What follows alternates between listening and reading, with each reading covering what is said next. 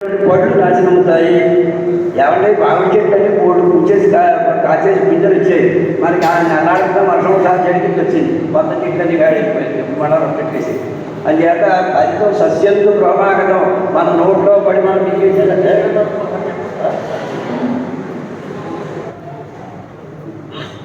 వస్త్రధారణ, శ్యామ వస్త్రధారణ, వ్యక్తినాశనం, పుష్పధారణ, జిల్లేడు పుష్పం కనుక ఫలనాశనం, ఆభరణం పగడం, చెడవాన్ని నశిస్తారు. తగర పాత్రలో భోజనం చేసేది కనుక అస్వస్థత, పెరుగు ఆహారంగా తీసుకున్నాడు కనుక ఏది సుహీనంగా ఉంటుంది, తాటిపట్టు తిన్నట్టు ఆయన అంచేత శుభం. ఇవి ఈ పేరు ఫలం. ఆయన పురుషుడికి దున్నపోతు వాహనం, చెన్నాకోల ఆయన ఆయుధం. దున్నపోతు వాహనానికి ఆకలిగా ఉన్న నాగబాధ, చెన్నాకోలం ఉన్న యుద్ధం, నెమలి వర్ణం కలిగినటువంటి గొడుగు ధరించేది కనుక అభయం. అలాగే వసాగంధం ధరించాడు. అంటే గంధం మనం మామూలుగా అందరి దగ్గర అందుకుంటాం. వాడికి ఏదో అందరికీ వచ్చింది అనుకో, దాని దగ్గర ఔషధేయులు వస్తుంది. వస గంధంగా ధరించాడు. అందుకోసం వసతి ఎందుకు పడతారు, ఎక్కువగా రాయడం కోసం పడతారు, మాట్లాడడం అది ధరించాడు. అంచేత అశుభం ఉన్నాడు. అలాగే ఆయన వాయువ్య దేశానికి ప్రయాణం చేశాడు. ఆ ప్రాంతం సుభిక్షంగా ఉంటుంది. కూర్చునే అవసరంలో ఉన్నాడు, చాలా మధ్యగా ఉంటాయి. చెప్పచేష్టంతో ఉన్నాడు, అనావశ్యంగా ఉంటుంది. సప్తమ తిథి రోగాలు పోతాయి. మకర సంక్రాంతి పురుషుడి యొక్క లక్షణాలు అని. శుక్రవారం కనుక వరి పంటకి కొంచెం హానిగా ఉంటుంది. ఈ మకర సంక్రాంతి 15వ తారీఖున జరుపుకోవాలి. 14, 15, 16 మందికి 27వ సంవత్సరం 2025లో పండుగగా అవుతాయి. ఏమంటే అశ్విని వాళ్ళకి 4 ఇది 3 నెలలకి బయట ఉండడానికి అమ్మాయి ఫలాలు, ఆధిపత్యం, అవమానాలు కూడా 3 నెలలకి 4 నెలలకు ఉంటాయి. 4, 12, 4 నెలలకి. అందుకోసం సరిగ్గా సమఫలం, బేసి సంఖ్య లాభం, సొమ్ముంటే మాత్రం ఏదో అనారోగ్య భయం అని చెప్తారు. ఇవి అందులో పైగా మొదలుతున్న భగభయం, మధ్యతున్న మనోభీతి, చివరుతున్న హాని. ఏదైనప్పటికీ కూడా కష్ట సుఖాలు అభివృద్ధి చూపిస్తాడు. ఎందుకంటే ఎక్కడో చోట సుఖం చూపిస్తాడు, లేదా ఎక్కడో చోట సరిశక్తి చూపిస్తాడు. విచారపడలేదు. ఇవి అచ్చని 4, 2, 4 అంటే చైత్రం, శ్రావణ, జ్యేష్ఠం, ఆషాఢం దాకా ఒకటి, శ్రావణ మహాత్మ, ఆశీర్వ కార్తీక ఒకటి, మార్గ, పుష్యం, మగం, ప్రారంభం అవుతుంది. ఇలా 4 భాగాలు, 3 భాగాలు. భరణి 7, 0, 2 కందాయ ఫలం. కృత్తిక 2, 1, 0, రోహిణి 5, 2, 3, మృగశిర 0, 0, 1, ఆర్ద్ర 3, 1, 4, పునర్వసు 6, 2, 2, పుష్యమి 1, 0, 0, ఆశ్లేష 4, 1, 3 వెళ్ళిపోతే ఇబ్బంది లేదు. మక 7, 2, 1 ఇది కూడా పర్వాలేదు. పుప్ప 2, 0, 4, ఉత్తర 5, 1, 2 సూటిపత్రాలు లేదు. హస్త 0, 2, 0, స్వాతి 3, 0, 3, చిత్త స్వాతి 6, 1, 1, విశాఖ 1, 2, 4, అనురాధ 4, 0, 2, జ్యేష్ఠ 7, 1, 0, మూల 2, 2, 3, పూర్వాషాఢ 5, 0, 1, ఉత్తరాషాఢ 0, 1, 4, శ్రవణం 3, 2, 2, ధరిష్ట 6, 0, 0, శతభిషం 1, 1, 3, పూర్వాభాద్ర 4, 2, 1, ఉత్తరాభాద్ర 7, 0, 4, రేవతి 2, 1, 2 అని చెప్పారు. ఏది 4 మాసాలు చెప్పాడు. ఏదైనప్పటికీ కూడా సమస్తమైనటువంటి దోషాలను పోగొట్టేటువంటి శక్తి పరమేశ్వరుడు ఉంది కనుక ఆ భగవదారాధన చేసుకుంటూ ప్రతిదీ కూడా భగవదర్పణంగా చేయాలి. ఎక్కరోషి ఎవస్యాన్ని ఎక్కరోషిదాసీని తపస్యాతిగా ఉంటే తత్పురుషోపదర్పణం. ఏం చేసినా నాకు అప్పచెప్పాయన్నాడు ఆయన. ఈ ఫలితం 1,00,000 రూపాయలకి అర్థం చేసి నాదే కాదు పరమేశ్వరుడు అనుకుంటే వాడి దాని వల్ల కూడా ప్రయోజనం. అందుకోసం అలా చేయాలి. ఇంకా ఆదాయ వ్యయాలు వచ్చేటప్పటికి మేషరాశికి 11 ఆదాయం, 5 వ్యయం.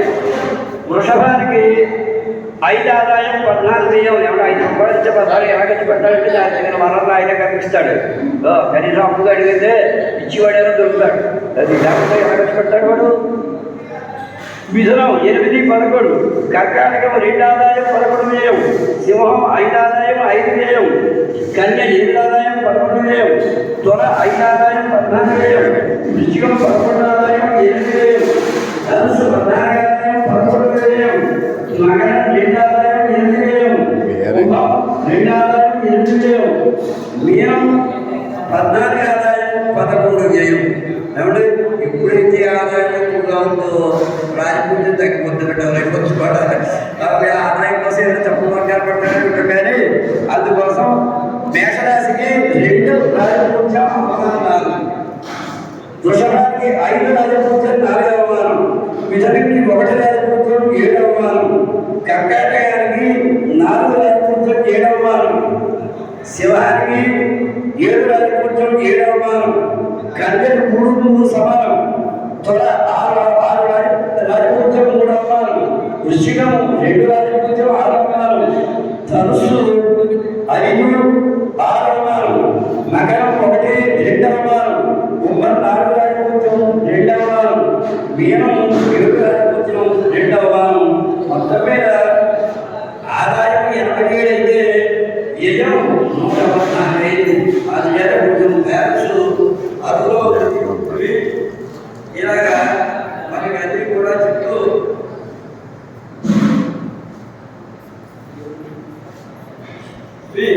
ఇలా చక్కనైనటువంటి ఈ ఏర్పాట్లన్నీ కూడా మనం చేసుకోవడం కోసం మన పెద్దవాళ్ళందరూ కూడా ఎంతో తపస్సు చేసినటువంటి వాళ్ళ యొక్క తపస్సు చేత ఇది అగ్రహానికి అగ్రహారంలో చక్కగా సుఖంగా ఉన్నాం. ఇవి పెద్ద పెద్ద మంది పండితులు ఎన్నో చోట్ల సన్మానాలు పొందినటువంటి వాడు. అలాగే ఇప్పుడు మన ఇక్కడ కూర్చున్నట్టే గొప్ప వేషాలు పెద్ద దిగ్గేలో దీనికోసం కట్టడం కోసం వాడు ఉన్నా లేకపోయినప్పటికీ కూడా మన కార్యక్రమాలు అయిపోతూనే ఉన్నాయి. ఎప్పుడో వినాయక దేవత 8 మనకి తగ్గిపోయిందన్నారు. మానవులు కొంచెం 100 మంది తిరిగి 1000 మంది 10,000 మంది దాకా వచ్చింది. అలాగే చక్కగా దసరా 10 రోజులు బంధువుకి కాపాడడానికి కారణం అదే.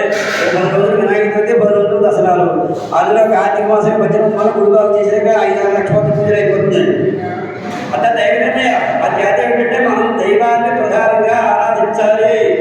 అందులో సనాతన ధర్మంలో సంధ్యావందనం చేయమంటారని అనకూడదు. ఆ పని చేసేయాలి. దీని మూలక గోబ్రాహ్మణేభ్య శుభవస్తునిత్యమని ఎందుకన్నారు? మనం చేసేటువంటి సంధ్యావందనంలో ఉన్నటువంటి అర్ఘ్య ప్రదానం మూలంగా సూర్యుడి గమనం చక్కగా పెడుతుంది. సూర్యుడి గమనం ఎప్పుడైతే చక్కగా పడిందో మనకి సుఖాలు ఉంటాయి, పంటలు పండుతాయి, పాడుంటాయి. అందుకోసం దీనికి కారణం కూడా రామండి. అందుకోసం అంటే తలకాయ మహారాజు గారు వచ్చి వాడికి అడగ తలకాయ పెట్టాడు. గోవెందుకు కావాలి? గోవు ఎన్ని సాధన ఎన్నో ఎన్నో పాలు, పెరుగు, నెయ్యి ఇవన్నీ ఏం కావాల్సిన గోవు నుంచి వస్తాయి. అది పవిత్రమైనది. మొత్తం సృష్టిలో ఉండే దేవతలతో కూడా కళావివేషించింది. గోపనాది పవిత్రమైనది, పూజనీయమైనది. అది ఈ 2 సుఖంగా ఉంటే వీటి మూలంగా మిగతావన్నీ కూడా సుఖంగా ఉంటాయి. అందరూ సుఖంగా ఉంటాయి. సనాతనంలో అయిపోతే ఒక సుఖినో భవంతు, సర్వేజన సుఖినో భవంతు, అందరూ కూడా సుఖంగా ఉండాలి. అందుకోసం మృత జీవులుగా ఉండకూడదు. జీవన్ముతులు మృతజీవులు ఉన్నారు. జీవన్ముతులుగా ఉండకూడదు. బతుకుండగానే మనం పోతే దాని పరిస్థితి రాకూడదు. ఉన్నా లేకపోయినా పెద్దవాడి పేర్లు ఎలా తెచ్చుకుంటున్నామో అలాగా మనకు ఉన్నటువంటి దాంట్లో ఎంతో కొంత సహాయం అది చేస్తూ ఏదో సహాయం 70 రూపాయలు మన చేతకి చేస్తూ దానం భౌతో నాశిస్తూ సంపాదించినటువంటి ధనానికి 3 మార్గాలు. మొట్టమొదటి తినమని చెప్పలేదు, దానం చేయమన్నాడు. ఎందుకంటే ఒక వస్తువు మన దగ్గర నుంచి బయటకు పోతే కానీ మనకు వస్తువు రాదు. ఒక కొబ్బరికాయ మన కాయ కరగడం అంతే, ఆ కాయ పచ్చడి తీసుకుని లేకుండా అది పెరిగి పెద్దది 100 కాయ తీసుకుంటున్నాం. అలాగే భోజనం చేసి తుప్పిని తాగకూడదు. అది ఉమ్మేయడం మూలంగా ప్రయోజనం ఏ పనులను వెతికట్టడితే అది ఏ చేయమో నాకితే మనకు తెరవకుండా దానం చేసాం. ధర్మం అన్నది థియరీ, దానం అన్నది ప్రాక్టికల్. సమస్త ప్రపంచాన్ని నిలిపేది ధర్మం. ఆ ధర్మం ఏంటంటే సనాతన ధర్మం. ఇదే దీనికి ప్రాక్టికల్ ఇలా చెప్పండి చెప్తుంది. పంచగడ్డ పట్టుకురావడం లేదా పెట్టినా మళ్ళీ ప్రాక్టికల్. దానే సంతో మిత్రా భవంతి, దానే సర్వం ప్రతిష్ట ప్రతిష్ఠితం తస్మాత్ దానం పరమం వదంతి. దానం మూలంగా శత్రువు కూడా అవుతాడు అని చెప్తున్నాడు. అందుకోసం ఇది సనాతనం ఎప్పుడంటే ఎవరు చెప్పలేదు. ఈ ధర్మాన్ని పరిరక్షించడం కోసం ఎక్కడైనా ఆదాయకుండా రక్షించడం కోసం సాక్షాత్ శంకరాచార్య స్వామి, ఆ శంకరాచార్య స్వామిగా ఇలా రకరకాల రూపాలు ధరించి వచ్చి ఆయన బొమ్మలు కూడా వాడి తరచు కాలంలో ఎక్కువ వేరేటువంటి పనులు చేసి వెళ్ళారు. దానికి 16వ సంవత్సరం ఉత్కృష్టమైనటువంటి స్థితి మనకి లభించాలని కోరుకుంటూ ఆచార్య నవగ్రహాలు కూడా మనకి అనుకూలంగా ఉండి ఎక్కడైనా దేశమాత్రం దోషాలు కూడా వాడు మనకి స్వయంకాల స్థితిలో ఉంటూ మనకి వేరు చేయడానికి తగిన పరిస్థితులన్నీ కల్పించడం కోసం సూర్య శౌర్యం సమంగళం మంగళ సత్పుత్యంచబుధో పురుష్యపుత్రం శుక్రస్పుఠమో శంసి రాహుమారుణంకరో సపదం కేతుపురస్యో నదిం నిత్యం ప్రీతికరాభవం భవనాం సర్వే గ్రాత్రజ్ఞ. ఆచార్య నవగ్రహాలు కూడా సముద్రాన్ని అందరికీ వేరు చేసి పుష్టమైనటువంటి వారికి ఫలాభావం జరిగి అందరికీ కూడా గౌరవం కలగాలని కోరుకుంటూ మంగళం కోసం